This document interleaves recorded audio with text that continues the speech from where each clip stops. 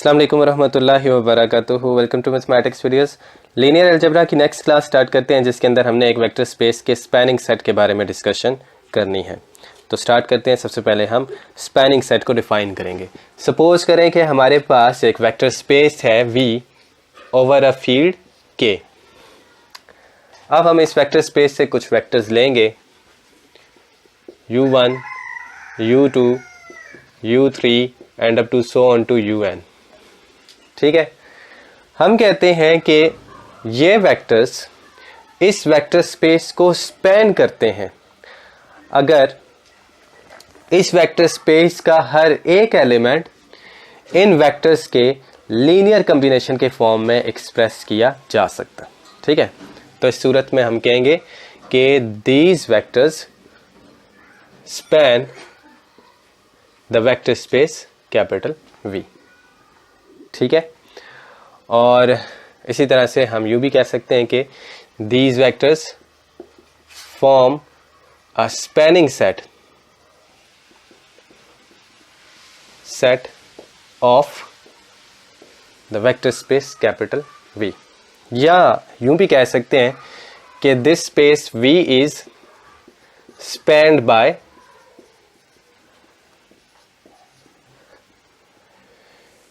The set U1, U2 up to so on to UN। ठीक है, तो ये थी डेफिनेशन स्पैनिंग सेट की। एक और चीज़ होती है, उसको हम लीनियर स्पैन कहते हैं।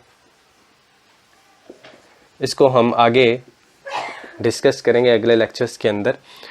किसी वेक्टर स्पेस का लीनियर स्पैन क्या होगा, इसको हम स्पैन V से डिनोट करेंगे। स्पैन V ये एक ऐसा सेट है जिसमें इसके स्पेस V के तमाम लीनियर कॉम्बिनेशंस मौजूद हैं। ठीक है, so this is the set of all linear combinations of this space V। इसको हम आगे डिफाइन करेंगे, तो इसलिए इसको आपने इसके साथ कंफ्यूज नहीं करना, ये दोनों डिफरेंट चीज़ें।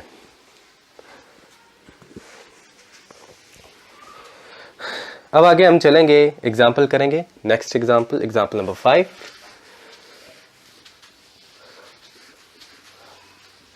एग्जाम्पल 4 तक हमने पिछले लेक्चर में किया था। एग्जाम्पल नंबर 5,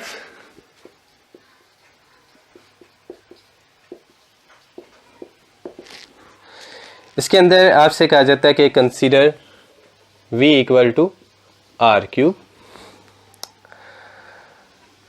सपोज करें कि E1 किसके इक्वल है, 1 0 0। वेक्टर E2 इक्वल है 0 1 0 और वेक्टर E3 ये इक्वल है 0 0 1 के। आपसे कहा जाता है कि प्रूव करें कि ये तीन vectors they form a spanning set of this R3। ठीक हो गया, सॉल्यूशन स्टार्ट करते हैं। तरीकाकार क्या होगा, हम यहाँ से स्पेस में से कोई सा भी आर्बिट्रेरी वेक्टर लेंगे। ठीक है, और ये प्रूफ करेंगे कि इस वेक्टर को इन तीन वेक्टर्स के लीनियर कॉम्बिनेशन की फॉर्म में लिखा जा सकता है। ठीक है, अगर हम ऐसा करने में कामयाब हो जाते हैं तो फिर इसका मतलब है कि चूंकि V आर्बिट्रेरी था, तो फिर इस स्पेस का हर एक वेक्टर जो है वो इन तीन वेक्टर्स के लीनियर कॉम्बिनेशन की फॉर्म में लिखा जा सकता है। इसलिए ये तीन वेक्टर्स का सेट जो है वो इस स्पेस को स्पैन करता है। ठीक है, या it forms a spanning set of this space R3। ठीक है, तो इस तरह से ये करना है। होपफुली आपको इसकी समझ आ गई है। तो स्टार्ट करते हैं solution.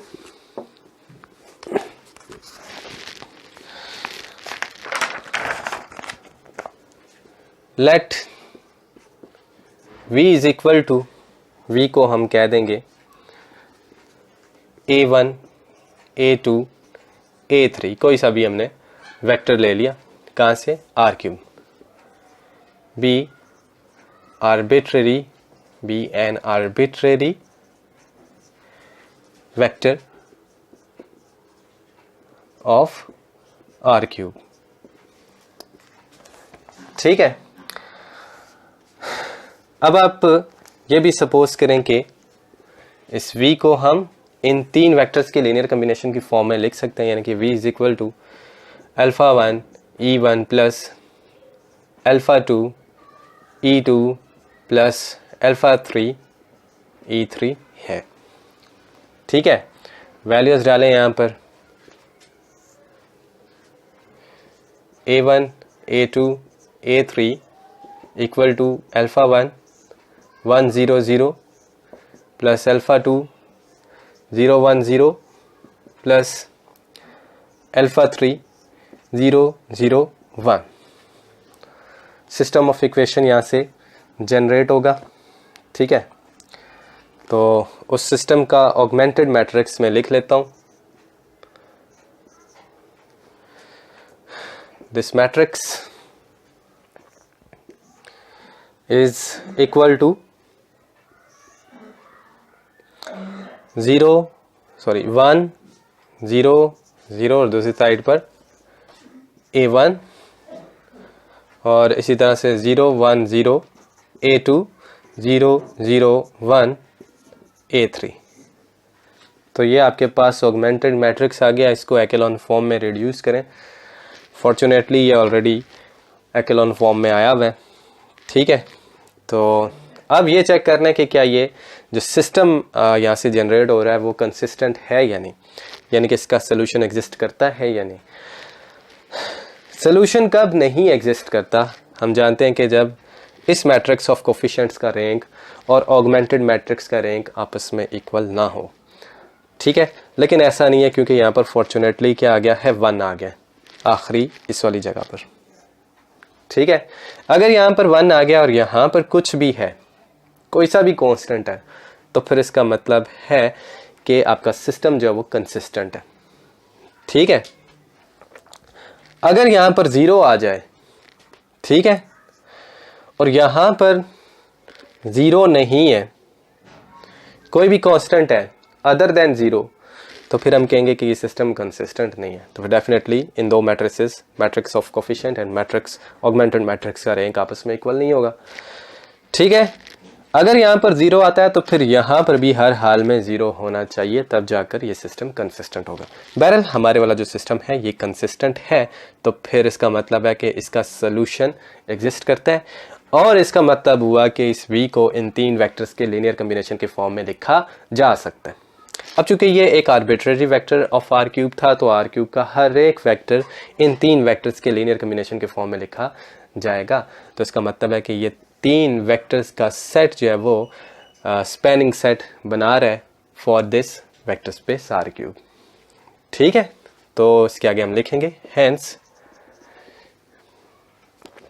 r³ is spanned by the set E1, E2, E3।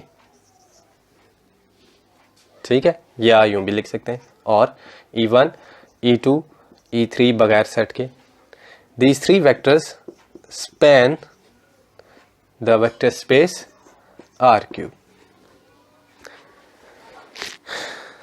ठीक हो गया। तो इसके साथ ही आज की डिस्कशन होती है कंप्लीट।